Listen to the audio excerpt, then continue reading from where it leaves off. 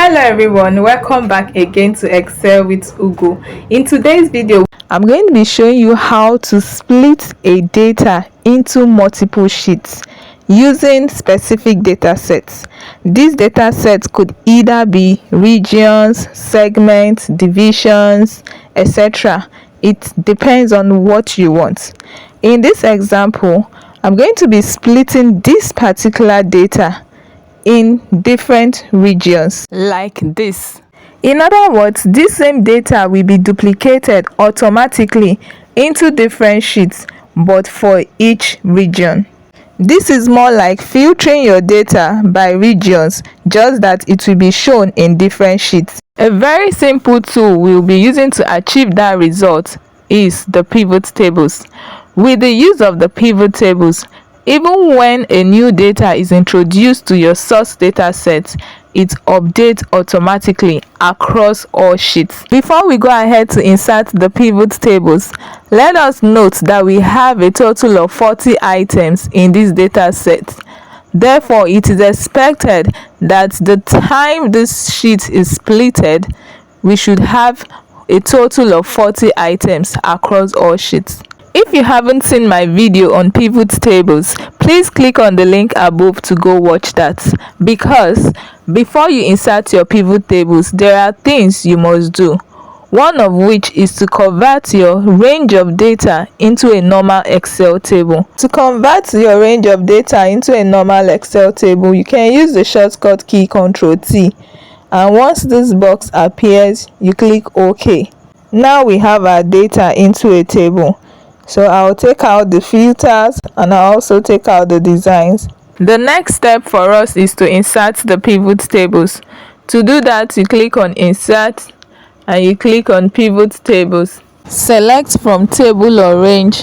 We want our pivot tables to be on a new worksheet, so we'll leave the selection there and click on OK. So we now have the pivot table fields and the report section. All we need to do now is to build our reports.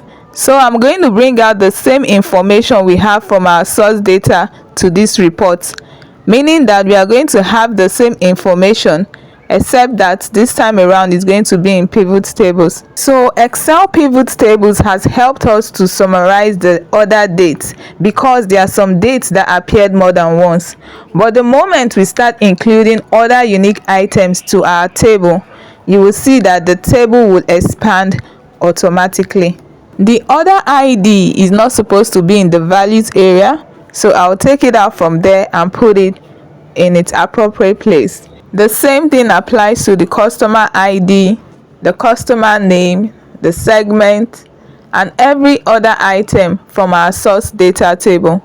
But for the sales will go to the value area, and this is what the table is currently looking like. But to make it look all nice and presentable, all we need is to go to the Design tab, then click on Subtotals. I would say do not show subtotals. In the report layout section, we'll select Show in Tabular Form. Now our table is looking better, but if you look closely under the Other Date header, you would see that there are some blank spaces. And this is because pivot tables has helped us collapse the dates that were repeated more than once. But because I want the dates to appear exactly the same way it is from our source data table, what I need to do is to go to the Design tab and click on Report Layout. Then I'll click on Repeat All Item Labels, so we have our dates shown as we want it to be.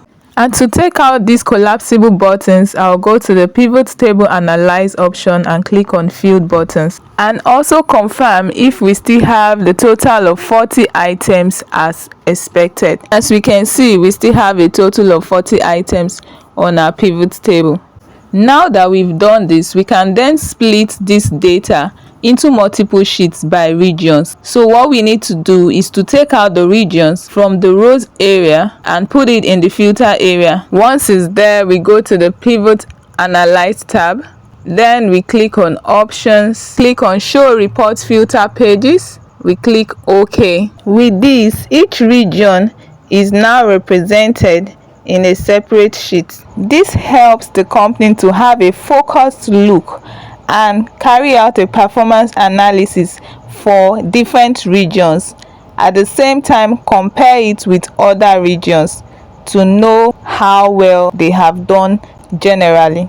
Let's also confirm if we still have a total of 40 items across all sheets. So we have 16 in the west, 5 in the south, 9 in the east, and 10 in central, making it a total of 40.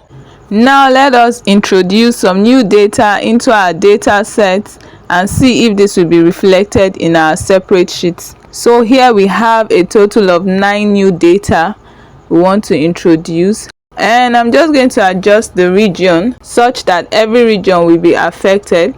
So we can now copy and paste into our data set. Then let's go to our pivot tables and click on the Analyze tab. Then we click on Refresh and click on Refresh All.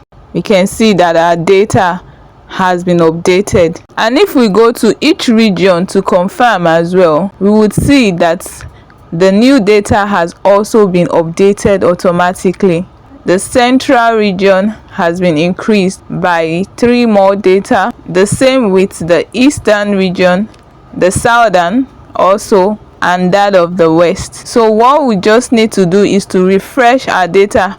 For every time a new data is introduced in your source data, you refresh, and this would be updated automatically. This is simply how you split a workbook into multiple sheets using pivot tables.